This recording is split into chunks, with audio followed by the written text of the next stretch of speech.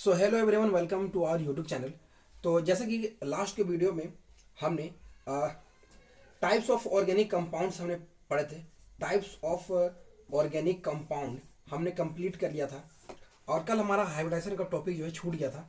और एक चीज़ मैं वहाँ पे मिस्टेक कर दिया था, वो क्या था कि मैंने बीएससी सेम 1 कह दिया था। ठीक है, बेसिकली ये टॉपिक जो है बीएससी सेम 2 का है, तो आप यहाँ पे सेम 2 का ही पढ़ रहे हैं, ठीक है ना। लेकिन टॉपिक आपका जिस भी सेमेस्टर मैच कर रहा हो तो आप देख लेना, ठीक है।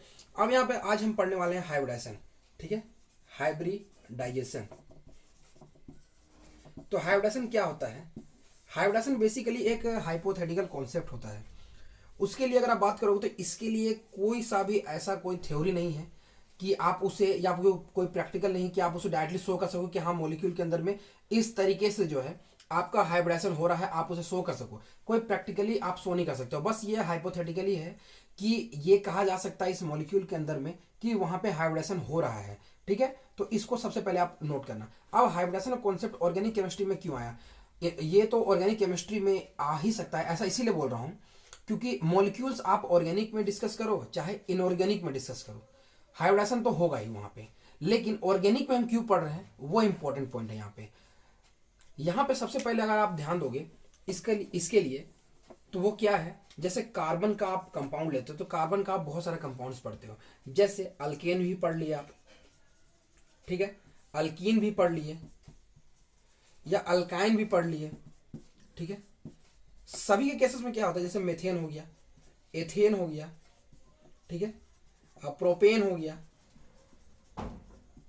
देन सिमिलरली यहाँ पे इथीन हो गया, देन आपका यहाँ पे प्रोपीन हो गया, ठीक है, देन यहाँ पे आपका एसिटिलीन हो गया, ठीक है, देन आपका प्रोपाइन हो गया। तो इन सभी केसेस में आप एक चीज नोट कर रहे हो कि कार्बन जो है यहाँ पे different type of compound form कर सकता है, ठीक है। ये कंपाउंड क्यों फॉर्म करता है उसके लिए जो आपने एक वर्ड सुना होगा, ठीक है, कि कार्बन का जो है यहाँ पे कैटिनेशन का प्रॉपर्टी होता है, ठीक है। अगर मैं वर्ड गलत नहीं बोल रहा हूँ तो आप सुधार भी सकते हो कमेंट सेक्शन में। तो उस प्रॉपर्टी कारण ये देखो बहुत सारा यहाँ पे कंपाउंड अपना फॉर्म करता है। लेकिन एक यहाँ पे पॉइंट यहाँ पे सामने निकल के आता है कि कार्बन का अगर आप यहाँ पे वैलेंसी देखोगे या फिर आप उसका इलेक्ट्रॉनिक कॉन्फिगरेशन देखो तो सबसे पहले एटॉमिक नंबर तो 6 होता है। एटॉमिक नंबर जो है 6 होता है, तो यहाँ पे electronic configuration 1s2 2s2 2p2 हो गया। यहाँ पे आप एक चीज नोट कर सकते हो कि वैलेंस इलेक्ट्रॉन जो अनपेड इलेक्ट्रॉन है यहाँ पे वो तो 2 ही है। मतलब आप यहाँ पे देखो तो 1 और 2 दो ही अनपेड इलेक्ट्रॉन प्रेजेंट है। बट यहाँ पे जो कंपाउंड हम देख रहे हैं, कार्बन तो यहाँ पे 4 यहाँ पे बॉन्ड फॉर्म कर रहा है, ठीक है। तो कंपाउंड यहाँ पे जो कार्बन हमारा है वो 4 बॉन्ड अगर यहाँ पे फॉर्म कर रहा है तो ऐसा क्यों हो रहा है? तो इसके पीछे का जो रीजन होता है ड्यू टू आपका हाइब्रिडेशन के कारण ऐसा होता है। तो वही चीज समझने वाला हाइब्रिडेशन होता क्या है। सबसे पहला यहाँ पे क्या होता है, हाइब्रिडेशन का बेसिक डेफिनेशन के बारे में अगर आप बात करोगे तो आप यहाँ पे नोट भी कर सकते हो खुद भी। तो आप, मैं कह रहा हूँ आप नोट कर लेना। क्या होता है कि hybridisation is the process of mixing of orbitals. क्या कहा मैंने? Hybridisation is the process of mixing of orbitals of different shapes and energies to produce, ठीक है, to produce orbitals of equivalent shapes and energy oriented symmetrically with respect to the one another, ठीक है। अभी क्या क्या कहा है मैंने वो आपको समझाता हूं। जैसे कार्बन के बारे में मैंने बताया, कार्बन का जो एटॉमिक नंबर होता है वो 6 होता है, यानी 1s2 2s2 देन आपका 2p2 हो गया। अब इसका देखो ग्राउंड स्टेट का जो इलेक्ट्रॉनिक कॉन्फिगरेशन को इस तरीके से रिप्रेजेंट करोगे तो ये आपका 2 इलेक्ट्रॉन हो गया, देन ये आपका फिर से 2 इलेक्ट्रॉन हो गया, देन ये आपका फिर से जो है यहाँ पे 3 और बाटल, तो यहाँ पे फिर से 2 इलेक्ट्रॉन फिल हो गए। अब देखो ये जो ग्राउंड स्टेट आपका प्रेजेंट है इस केस में देखो वैलेंस में 2 इलेक्ट्रॉन प्रेजेंट है। अब इसका एक्साइटेड स्टेट यहाँ पे अगर आप लोगे तो फिर से यहाँ पे 2 इलेक्ट्रॉन आ गए।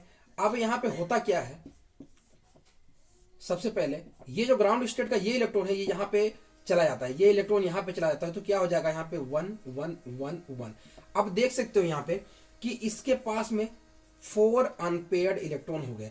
मतलब अब ये जो है हाइब्रिडेशन करने के बाद मतलब यहाँ पे जो है हाइब्रिडेशन का प्रोसेस हुआ जिससे एक ग्राउंड स्टेट का इलेक्ट्रॉन जो है यहाँ से इस 2p ऑर्बिटल में जो है चला गया, जिससे जो है ये चारों जो आपके ऑर्बिटल्स है इसे छोड़ करके इन चारों ऑर्बिटल्स के जो एनर्जी हो गए वो आपका क्या हो गया, इक्विवेलेंट हो गए। ठीक है, एनर्जी जो है इक्विवेलेंट हो गए। आपने डेफिनेशन में अगर ध्यान दिया होगा तो मैंने क्या कहा था, intermixing of orbitals of different shapes and energies. मतलब एस ऑर्बिटल हो गया, इसका आपका स्फेरिकल शेप हो गया, देन आपका पी का डम्बल शेप हो गया, तो डिफरेंट यहाँ पे आपके शेप्स हो गए। एंड 2s एंड 2p के बीच का जो है यहाँ पे एनर्जी गैप भी डिफरेंट है। मतलब डिफरेंट शेप और डिफरेंट एनर्जीज के बीच में यहाँ पे क्या हुआ, हाइब्रिडेशन हुआ। एंड हाइब्रिडेशन के बाद में क्या हुआ कि सिमिलर एनर्जी के जो है आपको ऑर्बिटल्स मिले। जैसे आप देख सकते हो यहाँ पे 2s1 देन 2p3 में जो है 3 अनपेयर्ड इलेक्ट्रॉन प्रेजेंट है, सबके एनर्जी लगभग यहाँ पे सिमिलर हो गए। ठीक है, इसके थ्रू जो है ये आपका अब जो है कार्बन यहाँ पे जैसे मान लो 4 हाइड्रोजन अगर इसे मिल जाता तो ये 4 हाइड्रोजन के थ्रू जो है CH4 मॉलिक्यूल जो है ये कार्बन बना सकता था। तो इस तरीके से जो है ये आपका हाइब्रिडेशन का बेसिक डेफिनेशन था। और इस तरीके से जो है यहाँ पे हाइब्रिडेशन का जो प्रोसेस है वो हुआ। ओके, अब इसके बाद में जो है हम आगे का यहाँ पे बात करने वाले हैं। ठीक है, देखो अब यहाँ पे हम हाइब्रिडेशन के बारे में बात करने वाले हैं।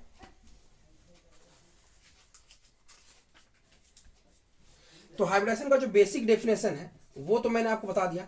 अब हाइब्रिडेशन के लिए आप किस तरीके से जो डिफरेंट हाइब्रिडेशन होते हैं उसे आप कैसे यहाँ पे रिप्रेजेंट करोगे, तो उसके लिए मैं एक डिफरेंट यहाँ पे चार्ट देता हूँ। जैसे आपका जो हाइब्रिडेशन हो गया sp हो गया, देन आपका sp2 हो गया, देन आपका sp3 हो गया। तो इन तीनों केसेस में क्या होता है ना कि जब sp आपका हाइब्रिडेशन होता है उसमें 1s और एक p जो है आपस में हाइब्रिडाइज करते हैं। एंड यहाँ पे जो है आपका sp यहाँ पे हाइब्रिडेशन फॉर्म करते हैं। सिमिलरली sp2 में जो है 1s और 2p जो है, जो कि आपका जैसा आपको पता है कि p में क्या होता है, 3 होता है यहाँ पे। ठीक है, ये px py pz होता है। तो px या फिर py ये दोनों हो सकते हैं, या फिर py pz हो सकते हैं, या pz और px हो सकते हैं, ये कुछ भी हो सकता है। ठीक है, तो ये सारा चीज आप ध्यान देना। यानी 1s और 2p ऑर्बिटल्स आपस में होते हैं। देन आपका 1s एंड यहाँ पे जो है 1s कहने का मतलब ये 1s है, नोट ये 1s, ये मत समझना। यहाँ पे 1s कहने मतलब एक s। ओके, एक s आपका यहाँ पे हाइब्रिडेशन में पार्टिसिपेट करता है। और यहाँ पे 2p मतलब 2p। ओके, ये 2 है, नोट 2 है। ठीक है, यहाँ पे मैं मिस्टेक करा था, ये 2p ऑर्बिटल्स। ओके, और ये आपका यहाँ पे 3p ऑर्बिटल्स आपस में जो है यहाँ पे हाइब्रिडाइज होने के बाद में जो है sp3 यहाँ पे हाइब्रिडेशन आपके फॉर्म करते हैं। तो ये हाइब्रिडेशन का जो है मैंने आपको 2-3 एग्जांपल दिए। अब एक चार्ट देता हूँ, उसमें मैं आपको सारी चीजें बताता हूँ कि क्या हाइब्रिडेशन होता है, एंड उसमें जो है कौन कौन से ऑर्बिटल्स कंबाइन करते हैं, उनके बॉन्ड एंगल क्या होते हैं, एंड उनके ज्योमेट्री क्या होते हैं। ठीक है, और जितना आपको यहाँ पे सेमेस्टर 2 के लिए जरूरत है उतना ही मैं आपको यहाँ पे बता रहा हूँ। ठीक है, उससे आपको ज्यादा पढ़ने की जरूरत भी नहीं है, आप जिस सेमेस्टर में भी प्रेजेंट हो। तो टाइप्स ऑफ हाइब्रिडेशन, यहाँ पे टाइप्स ऑफ हाइब्रिडेशन। ठीक है, टाइप्स ऑफ हाइब्रिडेशन। देन आपका यहाँ पे combination of orbitals, combination of orbitals. Then आपका बॉन्ड एंगल हो गया यहाँ पे। देन आपका यहाँ पे ज्योमेट्री। ठीक है, अब देखो सबसे पहला जो है यहाँ पे बता दो sp होता है। ये जब sp हाइब्रिडेशन हो गया मतलब एक s और एक आपका px हो गया, इसका बॉन्ड एंगल जो होता है वो 180 डिग्री होता है। इसका ज्योमेट्री जो हो गया वो आपका लीनियर हो जाता है। क्या हो जाता है, ज्योमेट्री लीनियर हो जाता है। सिमिलरली आपका अगर sp2 आ जाता है तो sp2 में क्या होता है, एक s हो गया, देन आपका px हो गया, देन आपका py यहाँ पे मतलब 2 p ऑर्बिटल्स यहाँ पे कंबाइन करते हैं, तब आपका sp2 बनता है। ये इसका बॉन्ड एंगल जो होता है ये आपका 120 डिग्री होता है। देन उसके बाद में जो है इसका जो आपका ज्योमेट्री होता है वो आपका ट्राइगोनल होता है, ट्राइगोनल होता है। ओके, नेक्स्ट आपका है sp3 हो गया। sp3 केस में क्या होता है, ये s होता है, देन आपका px, 3 p ऑर्बिटल्स मैंने बताया था, py एंड pz, ये 3 होते हैं। इसके बॉन्ड एंगल के बारे में बात करो तो ये 109 डिग्री 28 मिनट होता है। ठीक है, एग्जैक्ट बता रहा हूं। देन इसका ज्योमेट्री होता है टेट्राहेड्रल होता है। ठीक है, नेक्स्ट आपका हो गया यहाँ पे dsp2 होता है। ठीक है, इसके लिए अगर आप बात करोगे तो इसमें एक d होता है, देन एक s होता है, देन आपका px एंड py होता है। इसका बॉन्ड एंगल 90 डिग्री होता है। देन इसका जो ज्योमेट्री होता है, ठीक है, वो होता है स्क्वायर प्लेनर। नेक्स्ट आपका होता है यहाँ पे sp3d होता है, इसमें s मतलब 1s यहाँ पे होता है, then px py and pz, then आपका एक d हो जाता है, ठीक है। इसका जो है बॉन्ड एंगल 90 और 120 डिग्री होता है। इसका जो आपका होता है ट्राइगोनल बाइपिरामिडल होता है, TBP होता है, ठीक है। नेक्स्ट आपका हो गया sp3d2 हो गया, मतलब इसमें एक s px py pz, then यहाँ पे आपके 2d ऑर्बिटल्स जो होते हैं, ठीक है, 2d ऑर्बिटल्स यहाँ पे पार्टिसिपेट करते हैं। इसका जो बॉन्ड एंगल होता है वो 90 डिग्री यहाँ पे होता है। एंड उसके बाद में जो है ये ऑक्टाहेड्रल होता है, ठीक है, ये ऑक्टाहेड्रल होता है। तो ये आपको एक बेसिक मैंने चार्ट प्रोवाइड किया है, ठीक है, कि क्या यहाँ पे हाइब्रिडेशन के लिए क्या ज्योमेट्री होती है, उसके क्या बॉन्ड एंगल होते हैं, एंड क्या कॉम्बिनेशन ऑफ ऑर्बिटल्स यहाँ पे प्रेजेंट होते हैं, ठीक है। तो ये सारी चीज़ों को जो है आप ध्यान देना, ये हमारा बेसिक हाइब्रिडेशन का यहाँ पे था। नेक्स्ट वीडियो में जो है हम यहाँ पे शेप्स ऑफ मॉलिक्यूल्स पढ़ेंगे। क्या करें, पढ़ेंगे शेप्स ऑफ मॉलिक्यूल्स। उसमें मैं इसी चार्ट के बाद में जो है मैं आपको शेप बता दूंगा, जो यहाँ से रिलेटेड होंगे उसी के बारे में बताऊंगा, और उसका जो यहाँ पे क्या क्या शेप होता है वो बताऊंगा। बेसिक छोटा सा वीडियो बनाऊंगा, ज़्यादा उसमें लंबा वीडियो बनाने की कोशिश नहीं करूंगा, जितना आपको जानने की जरूरत है। उसके बाद में जो है आगे के जो भी यहाँ पे सिलेबस का जो पार्ट है वो सभी हम कवर करते चलेंगे। तो आज के वीडियो में बस इतना ही, ठीक है। तो तब तक के लिए थैंक्स, मिलते हैं नेक्स्ट वीडियो में।